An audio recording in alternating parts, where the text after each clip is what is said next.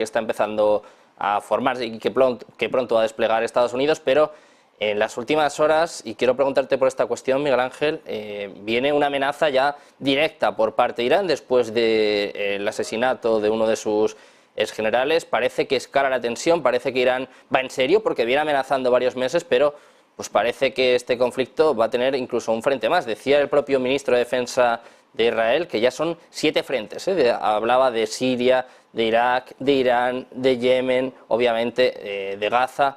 Parece que se está yendo un poco de las manos también esta situación, ¿no? Y sobre todo que Israel no sé cómo va a poder hacer frente a tantos problemas juntos. Bueno, vamos por partes porque yo creo que has tocado 6 o 7 temas diferentes, ¿eh? En primer lugar, con Irán. Yo no me creo que Irán entre en un conflicto. Y no me lo creo porque su situación económica es extremadamente débil. Y cuando digo extremadamente lo pongo en mayúsculas y con admiraciones. Extremadamente débil. Hace muchísimo tiempo que ya dije que, en mi opinión, el problema del velo que había no era un problema del velo como tal, sino una situación de rebelión popular por la situación económica en la que se encontraban. Es un país donde la situación de las sanciones le está haciendo muchísimo, muchísimo daño a su economía. Entonces, yo no me veo a Irán entrando en una guerra, que otra cosa diferente es apoyando a los hutíes o apoyando al Hezbollah. Yemen.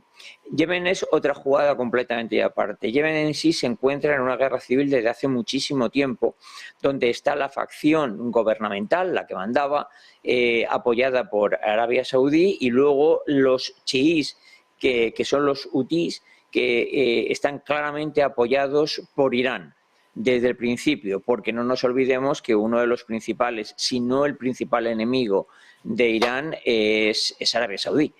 Entonces, ¿cómo va a continuar esto? Pues, bueno, Yemen es un país muy pobre, donde está dividido prácticamente en dos, y cuando digo en dos, geográficamente prácticamente en dos partes, aunque no se haya una línea divisoria ni estén reconocidos como tal, pero es la situación. Y bueno, yo no me puedo creer que los saudíes vayan a permitir que los hutíes le corten el grifo a su negocio. Por lo tanto, antes o después, los saudíes, si ya no han intervenido sin que lo sepamos, intervendrán. Y obviamente con el apoyo americano.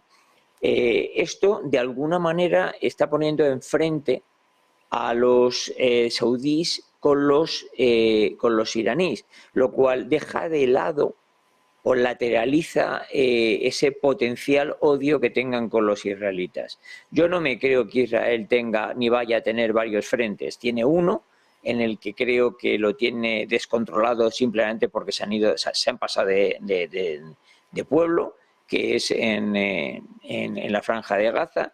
Tienen un potencial todavía problema de atacar, que es en el sur del Líbano con Hezbollah, que ya veremos si pasan de escaramuzas a un conflicto abierto, y pare usted de contar.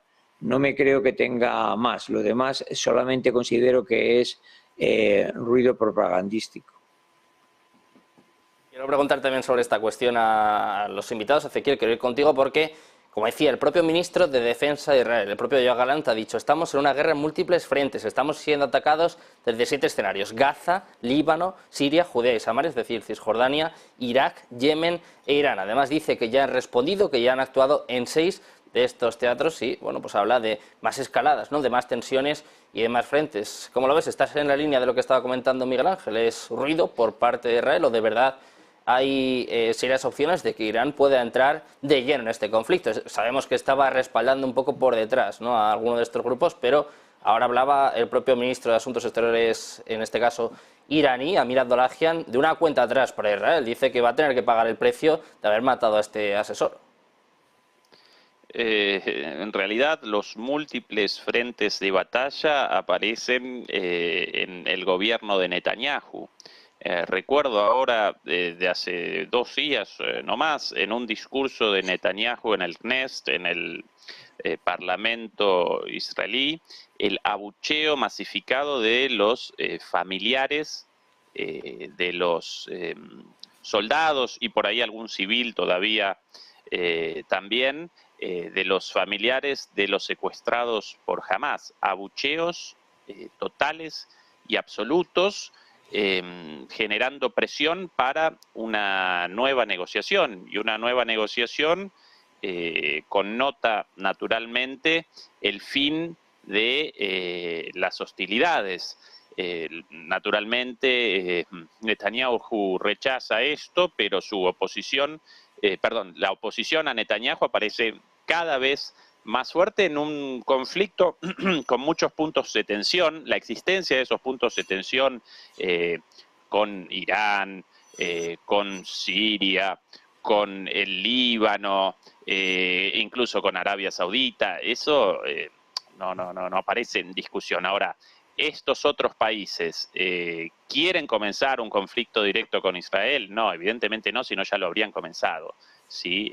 Por eso, lo cual además nos ayuda a conceptualizar lo sucedido con Hamás. Al principio lo presentaban como una especie de androide a control remoto por Irán, con mucho desconocimiento de la situación, porque en realidad histórica, política e ideológicamente Hamás aparece mucho más cerca de la hermandad musulmana de Egipto que de Irán. Pero bueno, evidentemente este ataque fue realizado sin la dirección directa de Irán, lo cual no connota la posibilidad de participación de algún tipo, pero esto no comenzó como una maniobra maquiavélica de Irán y ahora Irán podría comenzar otro ataque por otro lado.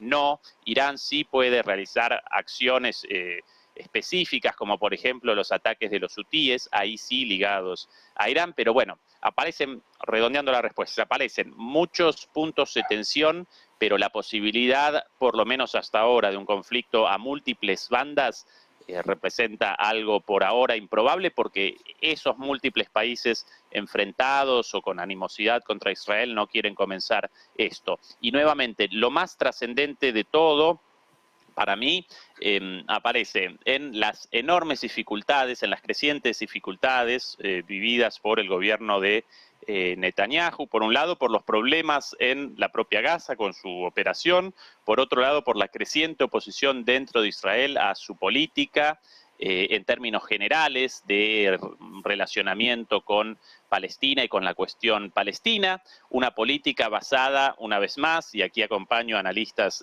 críticos israelíes, en haber patrocinado indirectamente a Hamás para generar una excusa para una acción sobre Palestina, con el objetivo de rechazar la posibilidad de la resolución de los dos estados. Y por cierto, esto hace una semana más o menos el propio Netanyahu presentó esto en un discurso públicamente, de alguna manera fanfarroneando con que él había desactivado, ¿sí? Yo desactivé la posibilidad de un Estado palestino gracias a mi política respecto a Palestina. Bueno, está la confirmación de eso, pero claro, esa política para Israel representa una política pésima, porque tarde o temprano presenciamos ataques, como por ejemplo el de Hamás contra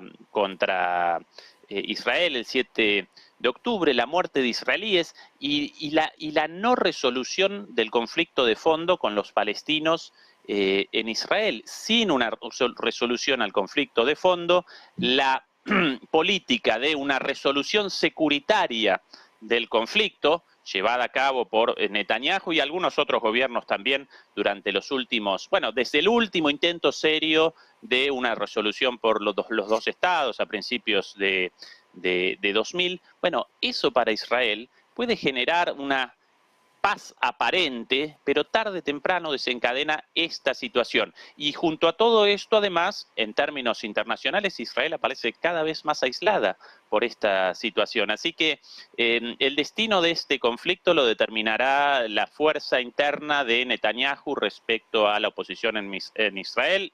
Esa por lo menos mi visión de las cosas.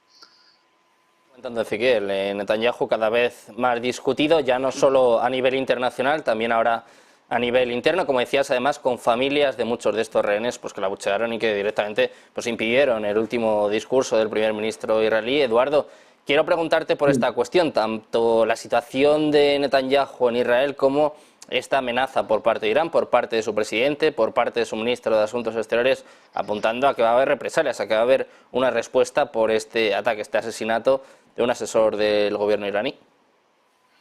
Sí, bueno, yo coincido con lo que han señalado mis compañeros, en el sentido de que el riesgo de un megaconflicto en la zona, a pesar de que haya tantos microfrentes abiertos, algunos de ellos micros y otros desgraciadamente brutales, no es inmediato. Pero señalaría otro aspecto muy importante, y es que creo que quien tiene la llave para que esto continúe o no continúe realmente es el debate interno que se produzca en Israel, entre lo que tradicionalmente se ha conocido halcones y palomas. Yo creo que los halcones en este momento están ejecutando lo que es un juego de guerra. Sabes que antes de cualquier conflicto se establece cómo actuaríamos en caso de, ¿no? Bueno, pues el hecho de la situación del 7 de octubre pues ha dado lugar a que una estrategia de castigo indiscriminado pues se haya puesto en marcha. Lo que le mueve a Netanyahu es un debate que internamente los halcones mantienen desde hace tiempo, y es un debate en tres cuestiones que son claves y que no podemos olvidar. En primer lugar está la población musulmana en el propio territorio, esto dentro de un Estado confesional.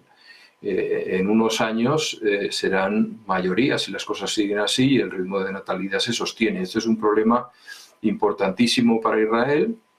Estamos viendo aquí en Europa también el tema de la acogida responsable, un nuevo concepto muy interesante, que es el poner puertas, mirar mucho más quién y cómo entra, ¿de acuerdo? Ese problema se puede dar, puede generar una tensión importante en Israel, y los halcones, no me cabe ninguna duda que están por la labor de solucionarlo de una manera drástica. En segundo lugar está el tema del agua. No hay agua para todos. Cada vez Israel es un estado más desarrollado, a pesar de la extraordinaria eficiencia de su agricultura, necesita más agua. Además tiene que abastecer a quien no la tiene. Ahí tenemos también otra población musulmana en Gaza que en lo que se refiere a la luz y al agua pues depende drásticamente de Israel, ¿no?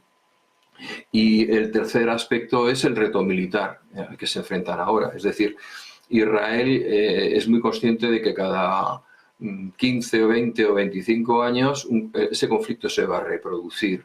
Están buscando pacificar, entre comillas, la paz de los muertos, que se dice, ¿no? Pero pacificar la zona por un tiempo, y Ezequiel señalaba que Irán no se quiere meter en este conflicto. Lógicamente también, bueno, pues ha sido repetido en muchas ocasiones en estos debates, ¿no? Pero ¿y si le fuerzan a hacerlo? Quiero decir, insisto, si los halcones israelíes dicen este es el momento de golpear porque Irán puede convertirse, a pesar de su crisis, ya lo es, en un estado militarmente muy poderoso y con un servicio de inteligencia muy potente y un aparato de comunicación que no es comparable al de ningún otro estado de la zona, y con una voluntad también de predominancia en esa zona. No olvidemos también lo que se ha señalado antes, ¿no? El debate suníes, chiíes. Bueno, hay varios estados que aspiran a esa posición de liderazgo del mundo musulmán, y dos de ellos están claramente enfrentados, que son Irán y Arabia Saudita. Esto es muy importante. Respecto a Yemen, pues yo no descarto que si se generalizan los ataques a barcos, sean o no con destino a Israel, porque hemos visto que ha habido de todo. No sé si premeditadamente o por digamos, por un cierto amateurismo de quien lleva a cabo estos ataques en ocasiones, ¿no? Pues esto puede convertirse en una acción de castigo por parte de Estados Unidos, al estilo de lo que hizo en su momento cuando atacó Libia, la Libia de Gaddafi, ¿no? Un ejercicio, digo, por la noche te dejo aquello aseadito y no me tires más cohetes. Insisto, creo que la clave de la continuidad de esta guerra está sobre todo en el debate interno que hay en Israel y de los apoyos internos y externos que acumule Netanyahu para seguir adelante con su plan. Pues ya hemos hablado, ya hemos dialogado sobre el conflicto en Ucrania, hemos hablado también sobre la última hora en este conflicto en Oriente Medio, pero ojo, porque además, ojo a lo que está empezando a suceder también en Guyana en las últimas horas. Vamos a hacer una breve pausa, nada, 1 minuto, 2 minutos, y enseguida volvemos y hablamos sobre el despliegue de un buque marítimo, un buque de guerra por parte del Reino Unido en Guyana. Enseguida se lo contamos.